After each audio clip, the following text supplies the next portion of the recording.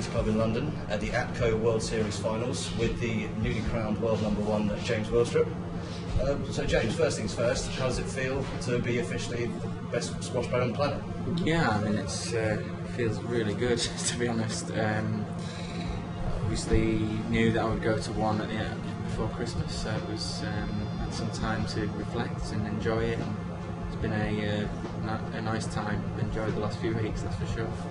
Do you feel you have to adopt a different type of attitude now you're the one being chased rather than being part of the chasing pack? Does that kind of affect you in any kind of way? I mean, it'll probably be something that remains to be seen. I think the tournaments haven't started up since I took the new position. This is the first one, so as of now, I feel the same person. I have a lot of confidence at the minute because I've obviously had some good wins. Those last 3 wins that I had before Christmas were really big wins, and you can't help but take confidence from that. So I feel good about that, and there's a maybe slightly different perspective now that you've reached somewhere where you're aiming for, and now you have to just realign your goals a bit and what's the next thing to achieve. But other than that, it's just the same really. So is there an improvement in confidence, anything like that, now that you're the world #1? Do you have more of an invincibility about yourself?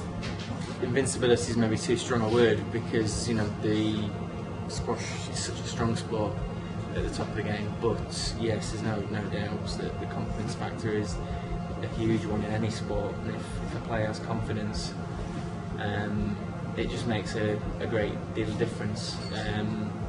So I'm just planning to hold on to it as long as I can. Just try and keep hold of it, because it's a wonderful thing to have as a sportsman, to just be walking on court and feeling that nothing's a given, but you're feeling good about yourself at that moment in time. So just try and hold on to it really, because it's a big plus when you're walking onto the court to have it. You're currently play 2-1-2 here.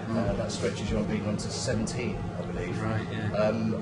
Is your game feeling? Is it clicking into place as much as it seems on paper? Yeah, I mean that's all I have to keep worrying about really.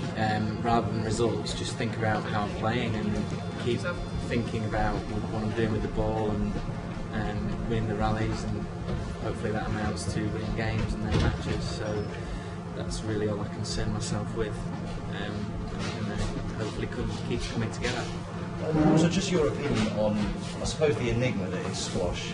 It's one of the most popularly played games in the country, more so than cricket and rugby, yet it's always failed to really take off commercially as far as spectators are concerned.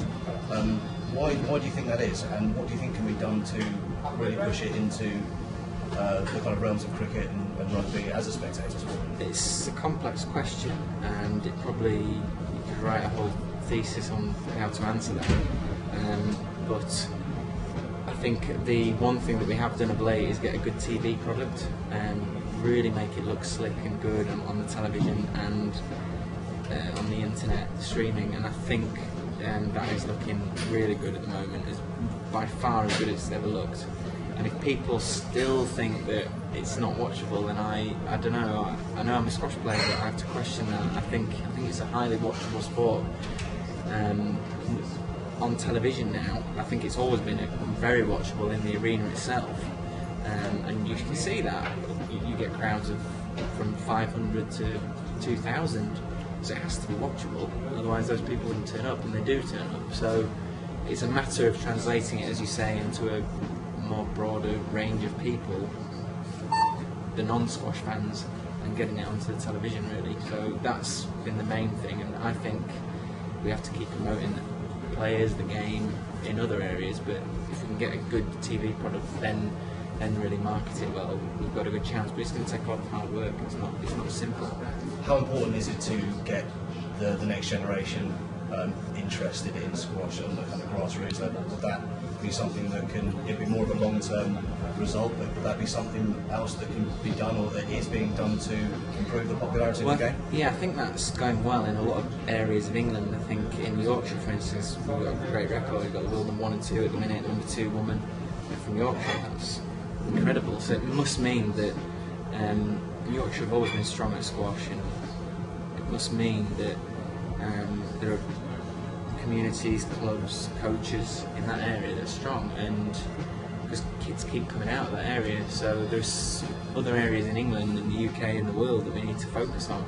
But I think that's in a healthy state. Then to market it and promote it at the top level, you have to start getting these people and the clubs into the tournaments, watching the professional sport, which is another thing altogether.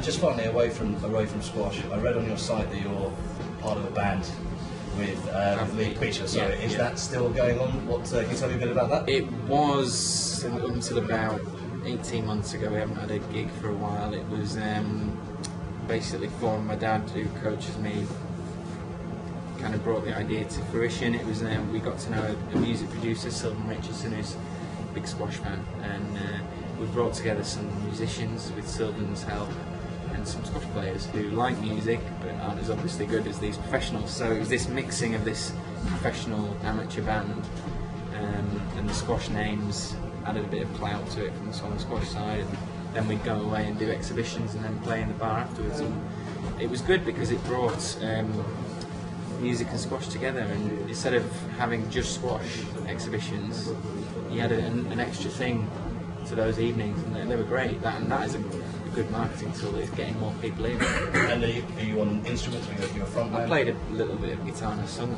but yeah, it was good. Excellent.